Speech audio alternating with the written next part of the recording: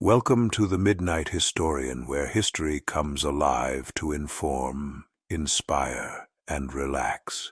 If you enjoy journeys into the past told in vivid detail, be sure to like, subscribe, and tap the bell so you never miss a story. Thank you for joining us tonight. Now, let's step into the history. Frontier Beginnings. Daniel Morgan was born in 1736 in New Jersey, of humble stock. Little is known of his early years, but by his teens he was living on the rugged Virginia frontier.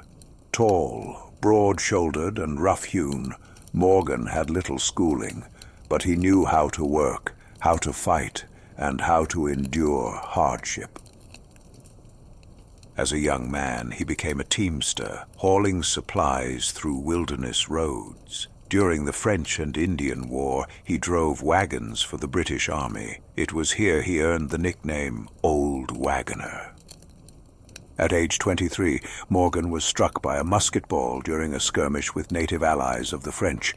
The bullet ripped through his jaw and exited the back of his neck, leaving him scarred and forever grim-faced. He nearly died, but the wound only hardened him. He also endured a brutal punishment at the hands of British officers, 500 lashes on his bare back for striking one. Most men would have died. Morgan survived. His hatred for the arrogance of British officers was carved into his flesh. Sharpshooter of the Revolution.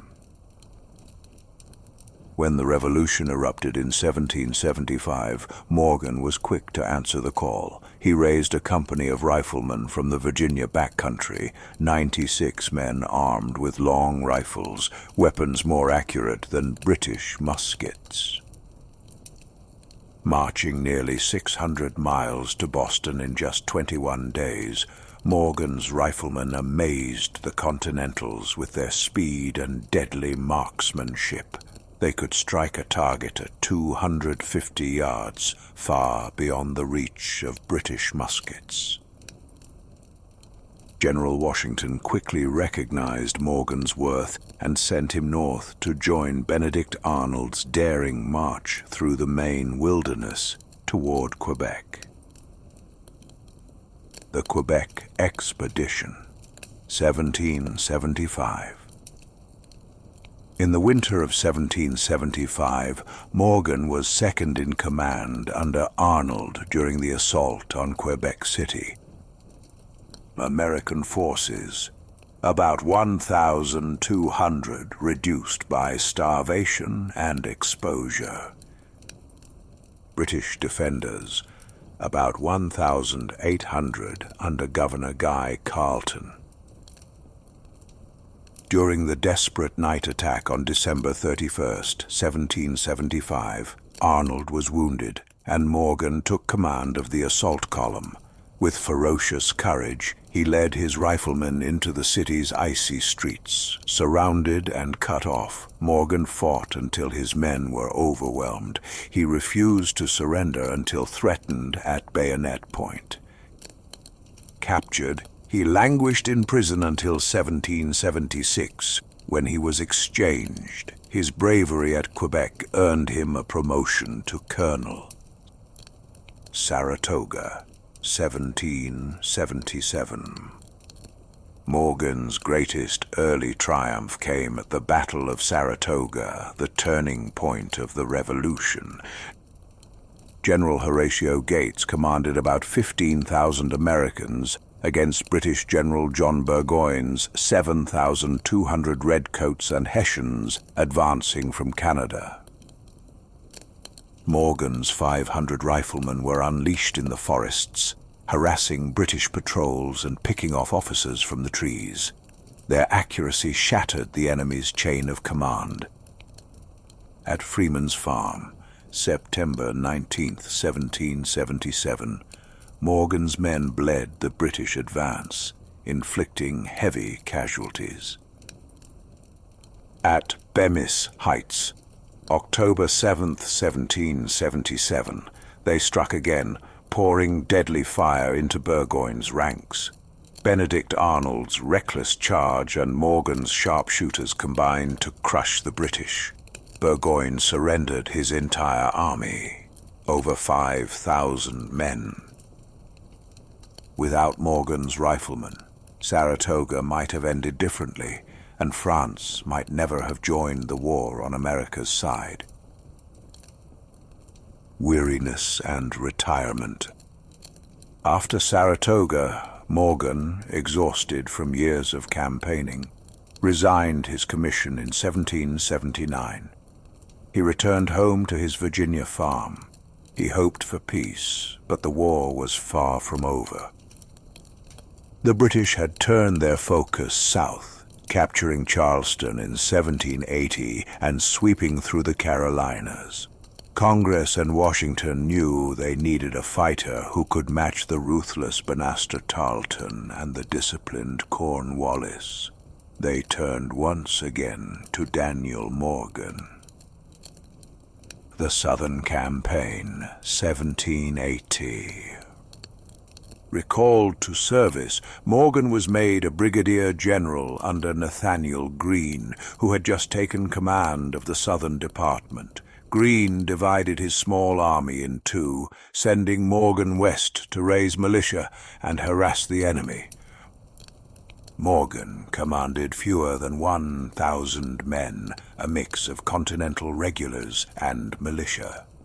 Facing him was 1,100 British troops under the infamous cavalry commander Banastre Tarleton, whose brutality had earned him the nickname Bloody Tarleton. The two forces would clash at Cowpens. The Battle of Cowpens, January 17th, 1781. On a frosty morning in South Carolina, Daniel Morgan executed one of the most brilliant tactical maneuvers in military history.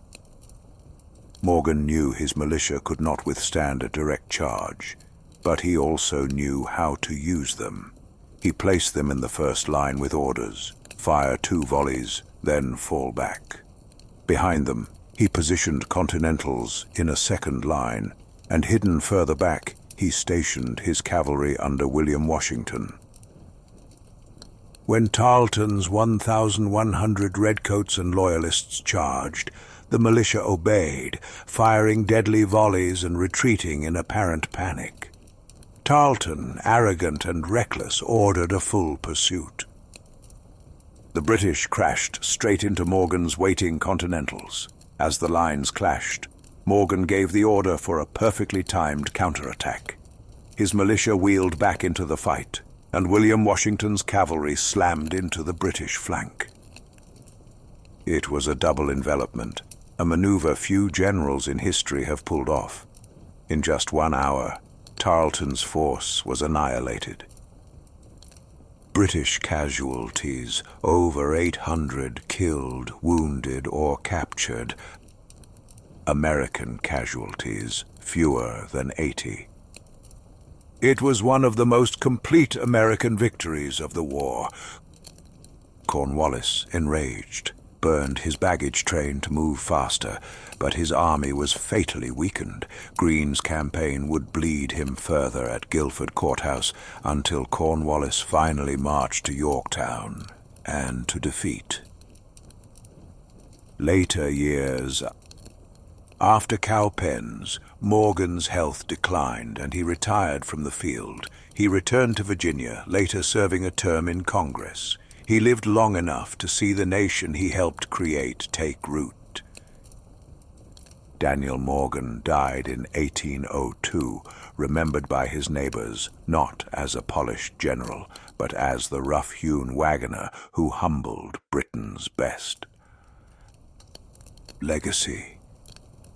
Daniel Morgan's genius lay not in books or theories, but in instinct, courage, and understanding the men he led. He knew how to use militia without breaking them, how to bait the enemy's arrogance, and how to strike with precision. At Saratoga, his rifles helped bring France into the war. At Cowpens, His tactics crippled Cornwallis's campaign. Without Morgan, there may have been no Yorktown, no independence. Though less famous than Washington or Greene, Morgan remains one of the Revolution's greatest battlefield commanders. A man who rose from wagon driver to the master of one of history's most perfect battles. Daniel Morgan, the old wagoner who broke an empire. Thank you so much for joining us and sticking around until the end of the video. We hope you've enjoyed this deep dive into the history and gained a better understanding of it. If you found this video informative, don't forget to hit that like button, subscribe to our channel, and turn on notifications so you never miss an update. We've got many more historical stories like this on the way. Thanks again for watching, and we'll see you in the next video.